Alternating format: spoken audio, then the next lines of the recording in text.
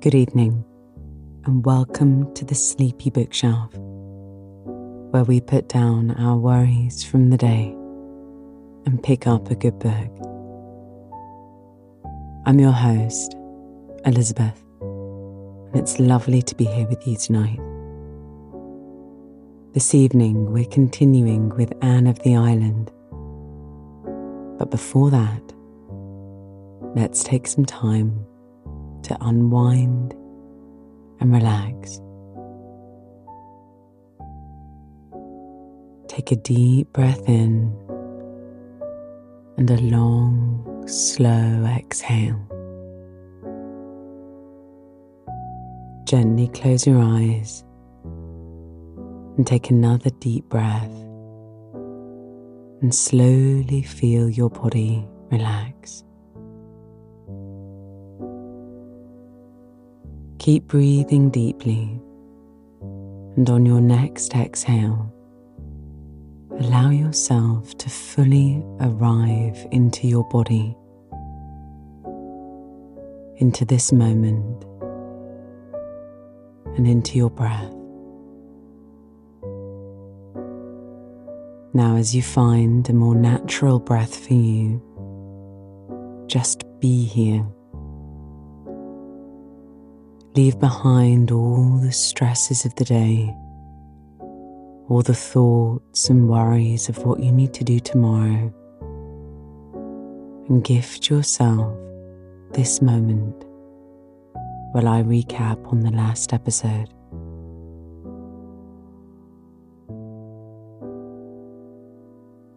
Anne said goodbye to Green Gables, and Diana drove her to Brightwater's train station just in time to catch the train with Gilbert and Charlie. Charlie was immediately seasick on boarding the boat to Kingsport, and Anne was glad to have some time with Gilbert alone before parting ways at the dock, whereupon she was met enthusiastically by Priscilla, ready to escort her to their boarding house. Anne was so cheered by Priscilla's non-stop, happy prattle that she decided to forego homesick thoughts till another time. The next day, they registered as students at Redmond College, an experience that left them feeling more unsettled than ever. After a walk in the famous St. John's Cemetery, Anne and Priscilla felt a little better. The old tombstones and inscriptions were transporting, telling tales of the history of both Kingsport and its inhabitants of times past. They identified a very pretty girl who they had seen at registration, looking equally nervous, and had decided to approach her. Her name was Philippa Gordon, or Phil, and she talked at them non-stop. She happened to come from Bollingsbroke, Nova Scotia, Anne's own birth town, and she came across initially a little vain and silly, though she promised she was really not so silly in reality.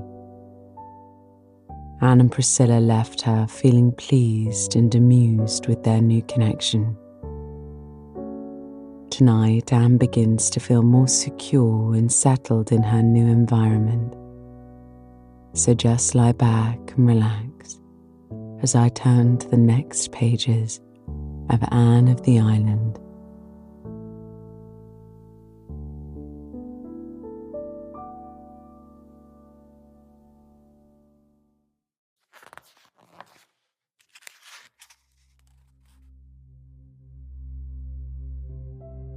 Chapter 5. Letters from Home. For the next 3 weeks, Anne and Priscilla continued to feel as strangers in a strange land.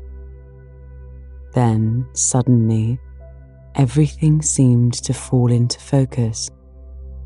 Redmond, professors, classes, students, studies, social doings, life became homogeneous again, instead of being made up of detached fragments.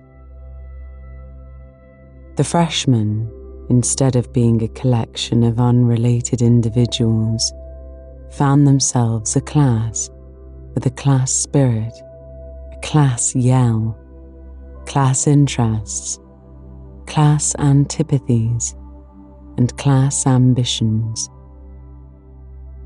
They won the day in the annual arts rush against the sophomores, and thereby gained the respect of all the classes and an enormous confidence-giving opinion of themselves. For 3 years, the sophomores had won in the rush, but the victory of this year perched upon the freshmen's banner was attributed to the strategic generalship of Gilbert Blythe, who marshalled the campaign and originated certain new tactics which demoralized the sophs and swept the freshmen to triumph. As a reward of merit, he was elected president of the freshman class, a position of honor and responsibility, from a fresh point of view at least, coveted by many. He was also invited to join the Lambs, Redmondese for Lambda Theta, a compliment rarely paid to a freshman. As a preparatory initiation ordeal, he had to parade the principal business streets of Kingsport for a whole day, wearing a sunbonnet and a voluminous kitchen apron of gaudily flowered calico. This he did cheerfully, doffing his sunbonnet with courtly grace when he met ladies of his acquaintance.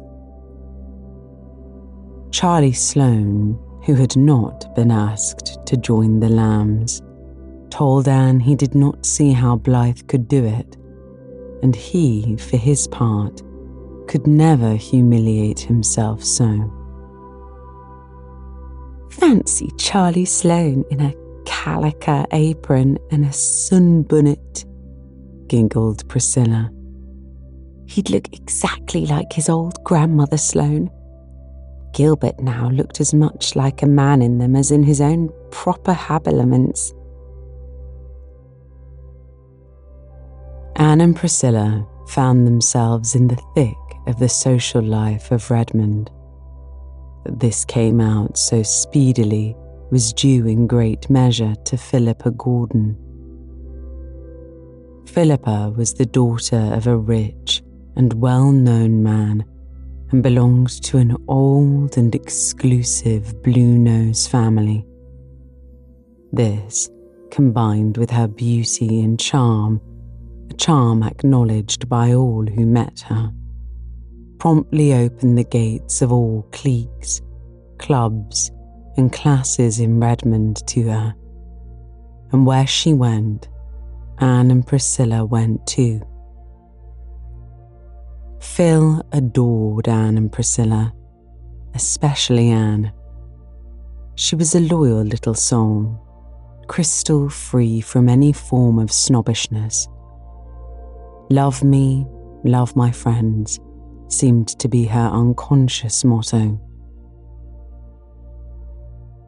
Without effort, she took them with her into her ever-widening circle of acquaintanceship, and the two Avonlea girls found their social pathway at Redmond made very easy and pleasant for them, to the envy and wonderment of the other freshheads, who, lacking Philippa's sponsorship, were doomed to remain rather on the fringe of things during their first year of college.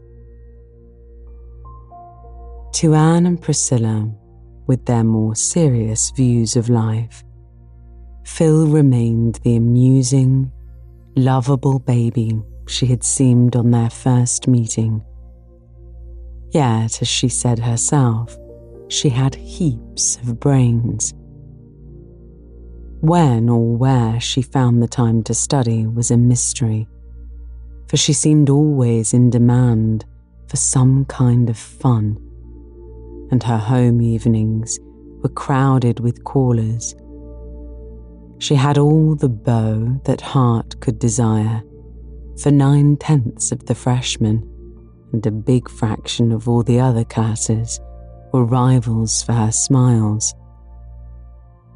She was naively delighted over this, and gleefully recounted each new conquest to Anne and Priscilla, with comments that might have made the unlucky lover's ears burn fiercely.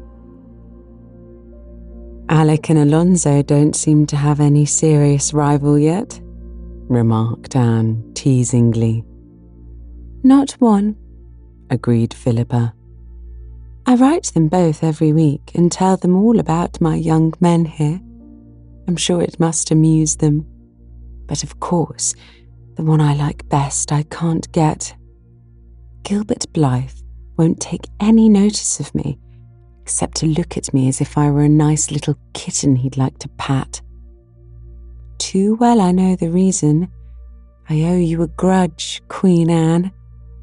I really ought to hate you, and instead I love you madly, and am miserable if I don't see you every day.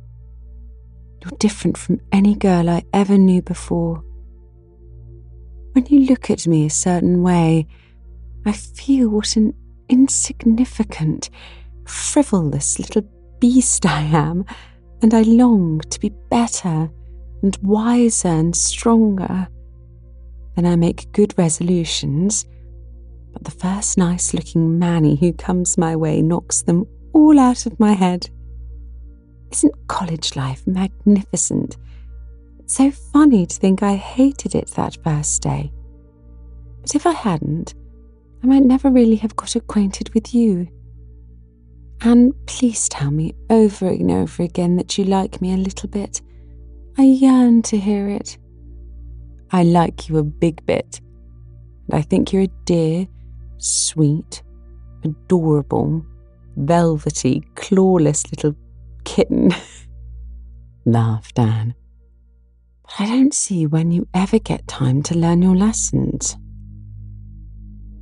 Phil must have found time, for she held her own in every class of her year. Even the grumpy old professor of mathematics, who detested co-eds and had bitterly opposed their admission to Redmond, couldn't floor her. She led the freshettes everywhere, except in English, where Anne Shirley left her far behind. Anne found herself the studies of her freshman year very easy, thanks in great part to the steady work she and Gilbert had put in during those 2 past years in Avonlea. This left her more time for a social life, which she thoroughly enjoyed. But never for a moment did she forget Avonlea and the friends there. To her, the happiest moments in each week were those in which letters came from home.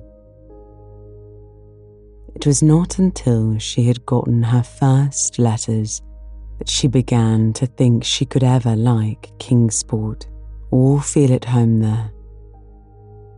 Before they came, Avonlea had seemed thousands of miles away. Those letters brought it near and linked the old life to the new so closely that they began to seem one and the same, instead of 2 hopelessly segregated existences.